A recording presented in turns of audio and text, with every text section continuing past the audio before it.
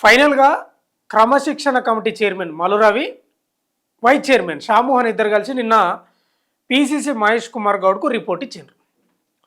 వాస్తవంగా నోటీసులు పంపి కూడా చాలా రోజులు అవుతుంది కొండా సురేఖకు. ఆమె వెంబడే రీప్లై ఇచ్చింది. నా తప్పేం లేదు, నాకేం సంబంధం, కొండా సుస్మిత చేసిన వ్యాఖ్యలకు నాకు సంబంధం లేదని రిపోర్ట్ ఇచ్చింది. అయితే చాలా రోజుల తర్వాత రిపోర్ట్ తయారు చేసి మల్లు మహేష్ కుమార్ గౌడ్కి ఇచ్చిండ్రు. కానీ ఆ రిపోర్ట్లో ఏముంది అనేది మాత్రం బహిర్గతంగా అఫీషియల్గా పబ్లిక్లకు రాలేదు, అంటే మీడియా వాళ్ళకు అందించలేదు. చాలా సీక్రెట్గా మెయింటైన్ చేసిండ్రు. తర్వాత నిన్ననే ప్రెస్ మీట్ పెట్టిండు మల్లు కూడా. జర్నలిస్టులు అడిగినారు, సార్ మరి ఏమి ఇచ్చిండ్రు, రిపోర్ట్లు ఏమి ఇచ్చారు అంటే, అది ఏమి ఇచ్చిండ్రో నేను చెప్తే మళ్ళీ నాకే నోటీసులు వస్తాయని ఆయన తెలివిగా సమాధానం చెప్పిండు. నిన్న ఓన్లీ ఆ ఫోటో మాత్రం బయటకు వచ్చింది. మహేష్ కుమార్ గౌడ్కి ఇచ్చిన ఫోటో వీళ్ళు ఇస్తారు కదా రిపోర్ట్, అది మాత్రం బయటకు వచ్చింది కానీ ఆ రిపోర్ట్లో ఏముందనేది మాత్రం రాలేదు. కానీ కాంగ్రెస్ పార్టీ వర్గాల్లో గాంధీ భవన్లో గుసగుసలు ఏంటంటే మంత్రి కొండా సురేఖను తప్పించాలనేది 100% ఆ రిపోర్ట్లో ఉందంట. అదే కాకుండా ప్రణాళిక సంఘం ఉపాధ్యక్షుడు చిన్నారెడ్డి ఉన్నాడు కదా, ఆయనను కూడా తొలగించాలి, ప్రణాళిక సంఘం ఉపాధ్యక్షునిగా తొలగించాలనేది ఉందంట ఆ రిపోర్ట్లో. మరి ఏంది ఇక్కడ తెలివిగా వివరించారు రేవంత్ రెడ్డి అనుకోండి, మల్లు అనుకోండి, మహేష్ కుమార్ గౌడ్ అనుకోండి, లేకపోతే ఇక అధిష్టానం అనుకోరు.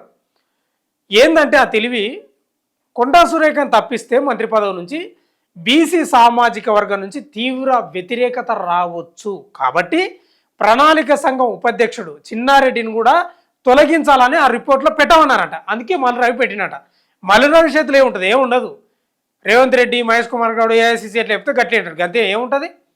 ఎందుకు దీన్ని దృష్టిలో పెట్టుకున్నారంటే కొండా సురేఖను తొలగిస్తే ఎలక్షన్లు ఉన్నాయి, జిహెచ్ఎంసీ ఎలక్షన్లు ఉన్నాయి, లేకపోతే ఒక ఆయుధంగా మారవచ్చు బీసీ సామాజిక వర్గానికి, లేకపోతే ప్రతిపక్షాలకు. అందుకే చిన్నారెడ్డి రెడ్డి సామాజిక వర్గం కదా, ఆయనను కూడా తొలగిస్తే ఎలాంటి డోకా ఉండదని ఇద్దరిని తొలగించాలని ఆ రిపోర్ట్లో పెట్టిరట. దీనికి ఒక చరిత్ర కూడా ఉంది, ఒక జ్ఞాపకం కూడా ఉంది. కేసీఆర్ గతంలో రాజాని తొలగించిండు కదా ఉప ముఖ్యమంత్రి పదవి నుంచి, మంత్రి పదవి నుంచి. అది ఇప్పటికి మూట కట్టుకున్నాడు కేసీఆర్. ఓ రకంగా ఆ ఎస్సీ సామాజిక వర్గం నుంచి తీవ్ర వ్యతిరేకత వచ్చింది.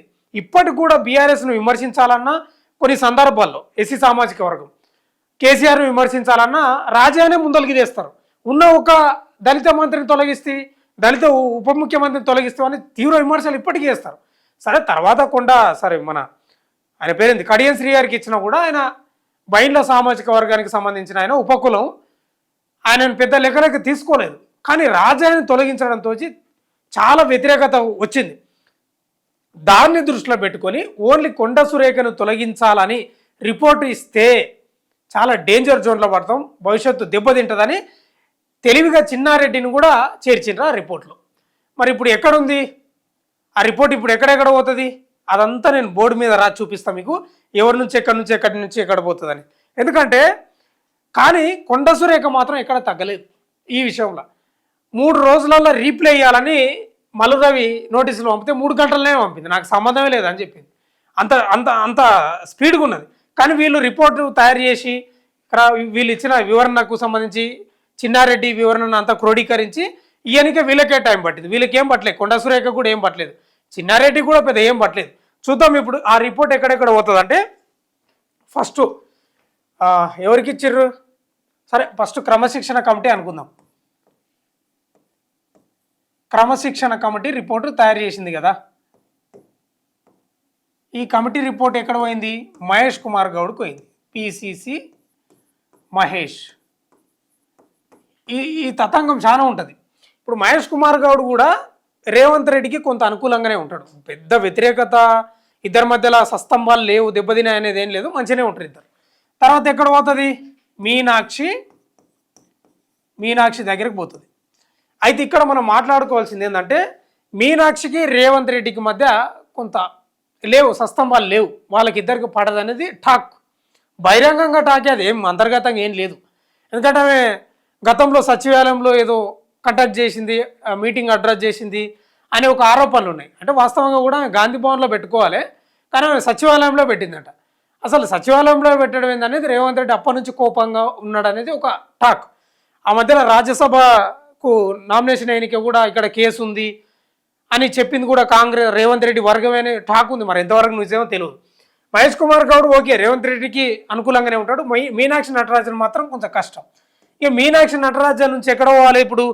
ఆ రిపోర్టు క్రమశిక్షణ కమిటీ ఇచ్చిందంటే కేసీ వేణుగోపాల్ అంటే ఏఐసిసిలో వీళ్ళంతా భాగం. ఇప్పుడు నేను రాసేటోళ్ళు ఏ నుంచి ఈ నుంచి కేసీ వేణుగోపాల్కు రేవంత్ రెడ్డికి మధ్య చాలా మంచి ఫ్రెండ్షిప్. అసలు ఎంత అంటే ఇక చాలా అనుకూలంగా ఉంటారు ఇద్దరు, ఆయనకి ఈయనకు ఆయనకు తోడు. అందుకే అప్పుడు కేరళ సీఎంగా కేసీ వేణుగోపాల్ పోకుండా ఈయన కూడా చెప్పినట్టు రేవంత్ రెడ్డి కూడా వదిలేయింది అనేది ఒక టాక్ ఉంది మరి.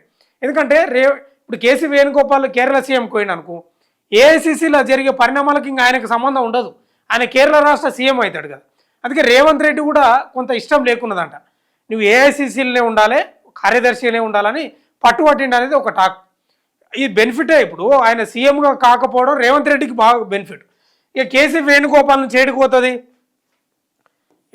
అంటే ఏఐసిసి ఉన్నాడు కదా ఆయన మల్లికార్జున ఖర్గే దగ్గరికి పోతుంది.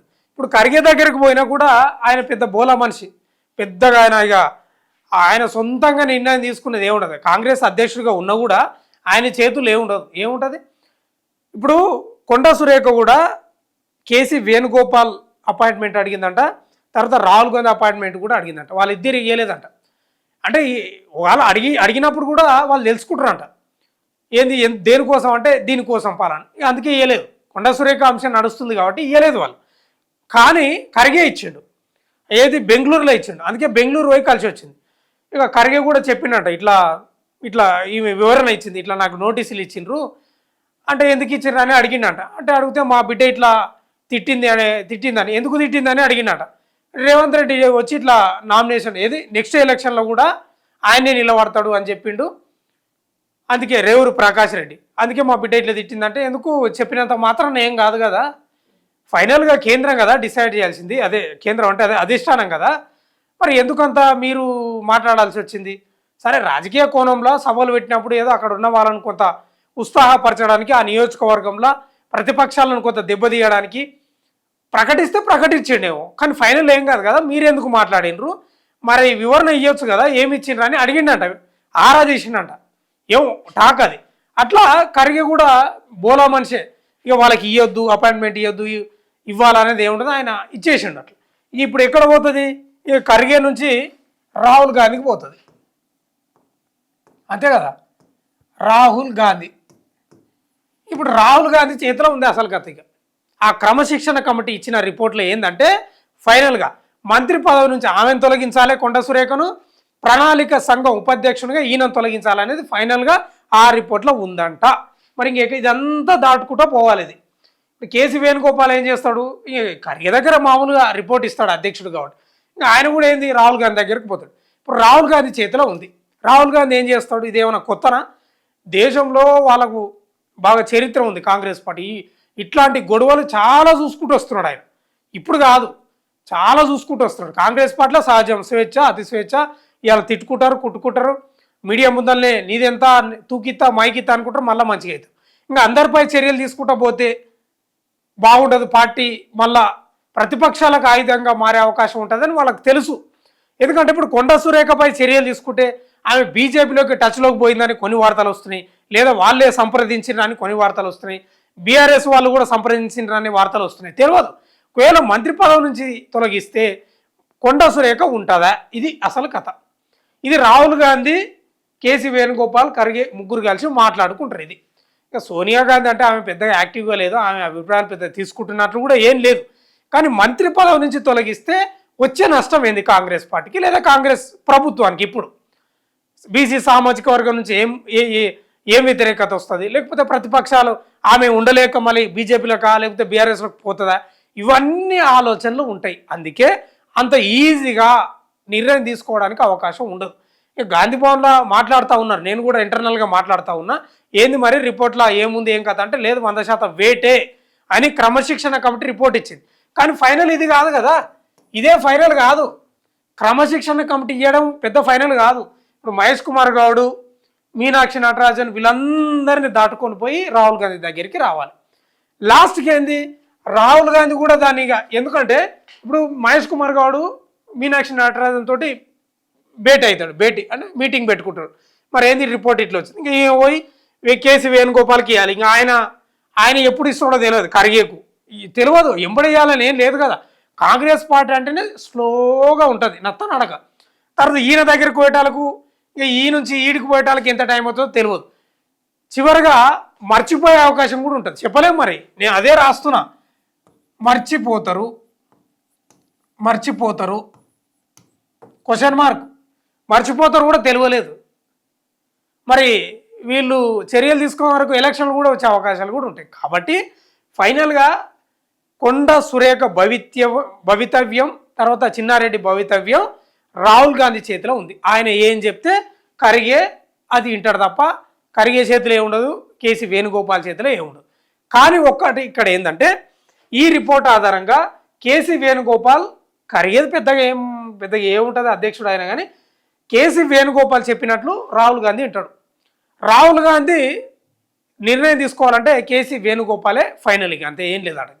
ఎందుకంటే కేసీ వేణుగోపాల్ రేవంత్ రెడ్డి అత్యంతంగా సన్నిహితంగా ఉంటారు. రేవంత్ రెడ్డికి ఇక్కడ డ్యామేజ్ జరుగుతుంది, ఆయన ముఖ్యమంత్రి స్థానంలో ఉండి కూడా ఆ స్థాయిలో మాటలు తిని ఆయన ఊకుంటాడా, చాలా గరంగా ఉన్నాడా అని తెలుస్తూ ఉంది. అందుకే చాలా గట్టిగానే కేసీ వేణుగోపాల్కు చెప్పిండనే వార్తలు వస్తున్నాయి. ఏమన్నా కానీ అందుకే చిన్నారెడ్డిని చేర్చిన ఒక రెడ్డి సామాజిక వర్గం, ఇవి బీసీ, ఏం కాదు అయితే అయ్యింది, పోతే పోయింది, ఖచ్చితంగా చర్యలు తీసుకోవాలని ఈయనను కేసీ వేణుగోపాల్ను రేవంత్ రెడ్డి చాలా గట్టిగా అడిగిండు అనేది వార్తలు వస్తున్నాయి. మరి ఫైనల్గా కేసీ వేణుగోపాల్ రాహుల్ గాంధీకి ఏం చెప్తాడనే దాన్ని బట్టి నిర్ణయం ఉంటుంది తప్ప అంత ఈజీగా అయితే ఉంటుంది. ఇది రేపో ఎల్లుండో వస్తాయని కూడా చెప్పలేము. ఒకవేళ తొందరగా కూడా రావచ్చు, చెప్పలేము. అట్లా కూడా తొందరగా రిజల్ట్ రావచ్చు, తొందరగా వేటు వాడవచ్చు, లేకపోతే ఏదో ఒక నిర్ణయమైనా రావచ్చు, లేకపోతే ఇంకా నాంచుకుంటా ఎలక్షన్ల వరకు కూడా తీసుకుపోవచ్చు, లేకపోతే పూర్తిగా మర్చిపోవచ్చు కూడా. పూర్తిగా మర్చిపోయినా కూడా ఆశ్చర్యం లేదు. ఇది కాంగ్రెస్ పార్టీలో నడుస్తున్నటువంటి అంశము. ఇక ఫైనల్గా ఏం జరుగుతుంది అనేది చూడాలి. మొత్తం మీద అయితే కాంగ్రెస్ పార్టీలో ఒక అలజడి అయితే రేగింది.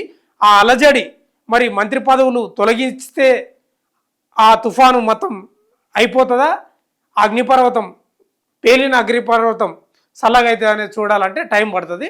అది ఎంత టైం పడుతుంది అనేది మాత్రం ఫైనల్గా రాహుల్ గాంధీ చేతిలో ఉంది. చూద్దాం ఏం జరుగుతుందో.